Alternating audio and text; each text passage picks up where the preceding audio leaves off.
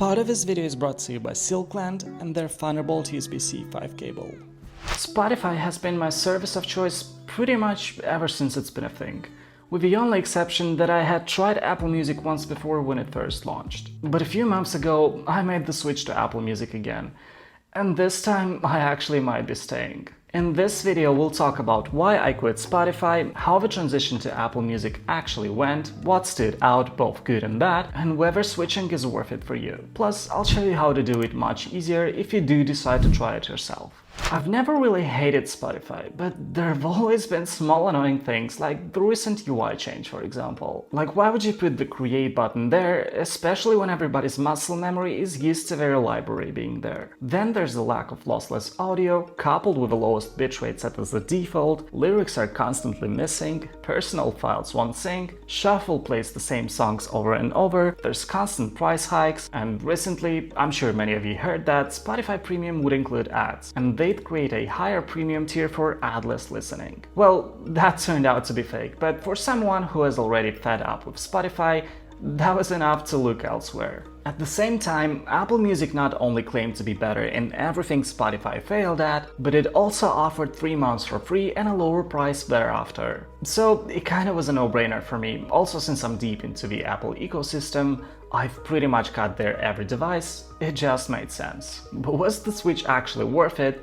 Or was Apple Music just as bad? Well, right off the bat, the UI felt cleaner, smoother, and better. It just felt home, which you would expect running Apple Music on an iPhone. The lyrics menu is slick, the karaoke mode was a nice bonus, and the UI is generally snappy. There's even a new music section, which is nice if you're tired of the same old songs, and it doesn't clutter the home section. CarPlay feels almost identical to Spotify, but with small differences, like Apple Music starting a session with different songs each time, while Spotify always starts with the same one. It's down to personal preference, but Apple's solution feels a bit smarter. But then there's the weird stuff, like why are the Apple Music settings not in the app itself, but in the system settings? Not only that, but because the settings are not in the app, they don't sync to all their devices. So if you have specific settings set on your iPhone, like soundcheck for example, it won't transfer to your Mac or iPad, or any other device actually.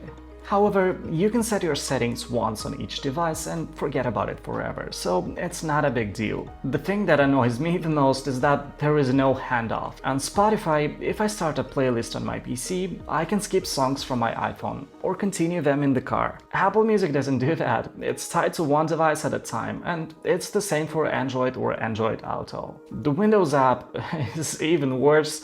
For example, it doesn't have the option to set the same volume for all songs, so on Windows, with each song the volume jumps up and down despite it being set to the same value. The taskbar thumbnail doesn't have controls, so you have to open the app every time you want to switch the song. You also can sort the songs by recently added and so on. I get that Apple hates Windows and whatnot, but as a Windows user, why would I want to use Apple Music then? However, if we ignore the Windows part, Apple Music's UI feels great. It's cleaner, lyrics are better, and it just feels more like the extension of iOS itself rather than a whole different app. But what about the one thing that Apple Music claims to do infinitely better than Spotify? It starts with lossless audio, which is music that hasn't been compressed and sounds exactly like it was recorded. And it's true, Apple Music does sound a lot better than Spotify, but only if you have wired premium headphones that support lossless audio quality too, or if you're using wired CarPlay/Android Auto. But if, let's say, you're using wireless headphones like the AirPods for example, or wireless CarPlay, the audio does get compressed because of the limits of Bluetooth. But it still sounds ever so slightly better than Spotify. Most won't really notice, but psychologically you'll know it's there. So if you want to actually hear that lossless quality at its best, especially with wired headphones or high-end gear, you'll need a solid cable that doesn't hold your setup back. And that's exactly where today's sponsor Silkland comes in. They recently launched their latest Thunderbolt 5 USB-C cable, and it genuinely checks all the boxes you'd look for. First off, it's Intel certified, meaning you know you're getting top-tier performance and reliability, unlike other third-party cables that may cause dropouts or glitches. The bandwidth is insanely fast at a blazing 80 gigabits data transfer, making it perfect not just for audio like your AirPods Max for example, but also connecting to high-res monitors, external SSDs, or even handling intensive workflows like 4K video editing. Basically, it's future-proofing your entire desk setup. The build quality is also impressive. The cable is prime braided, providing excellent durability and flexibility. You can bend it, coil it, toss it in your bag daily, and it holds up without fraying or losing performance over time. If you're anything like me and constantly unplugging or rerouting cables, that durability is a huge deal. So whether you're connecting premium headphones, hooking up your iPad Pro to an external monitor, or simply want your accessories running smoothly, Silkland's Thunderbolt 5 cable has you covered. If you want to check it out for yourself, I'll leave a link down in the description. Thanks to Silkland for sponsoring this section of the video. Apple Music also offers spatial audio, and though it doesn't inherently improve audio quality, it makes it sound fuller and more immersive, which is a lot more noticeable than lossless for wireless headphones. And if you're on iOS or any Apple OS with AirPods in, you also get dynamic head tracking for the spatial audio, which makes it feel like the audio is coming from a 3D space around your head, even if the original audio wasn't mixed in Dolby Atmos. In general, Apple Music edges out Spotify in sound quality, regardless of your setup, though if you have the right headphones, the difference becomes night and day. Many of you have probably heard how great Spotify's discovery algorithm is. I might be an outlier, but personally I haven't had the greatest experience with Spotify. Anytime I would put anything on shuffle, it would just play the same 3 songs, and when I started a station, it would rarely play anything that I like, so I mostly relied on my own playlist. Apple Music, on the other hand, has been doing a much better job at this. It actually finds similar songs with a similar style, and unlike Spotify that creates the whole station in advance and just cycles through it, Apple Music reacts live whether I skipped a song or listened all the way through, and immediately adjusts accordingly. I found myself adding songs to my playlist a lot more often on Apple Music than I ever did on Spotify, so you shouldn't worry that you will be stuck with the same playlist on Apple Music.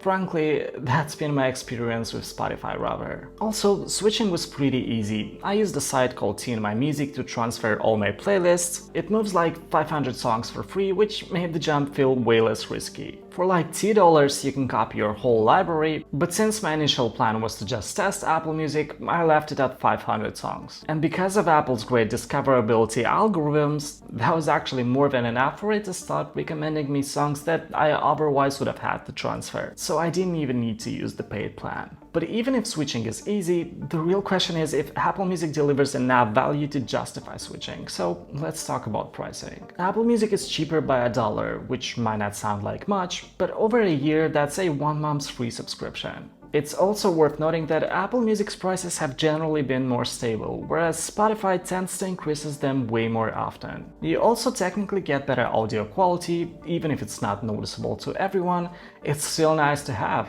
Lossless audio is a real benefit, and with the right headphones, it becomes even a bigger advantage. And spatial audio is still great on all headphones. Discoverability is in my experience better. I enjoy listening to music on Apple Music a lot more than I did on Spotify, and I constantly find new songs that I like. Shuffle actually shuffles my songs instead of playing the same ones over and over, and generally the experience is more enjoyable when it comes to listening to music, which such a service is all about. The interface is questionable though. It might be a lot better or a lot worse depending on the device you're using it on. But generally, on a phone, which is most likely the device you're gonna be using it on, the UI is more consistent and fluent. You feel that you get more for your money's worth than with Spotify. So, am I staying on Apple Music?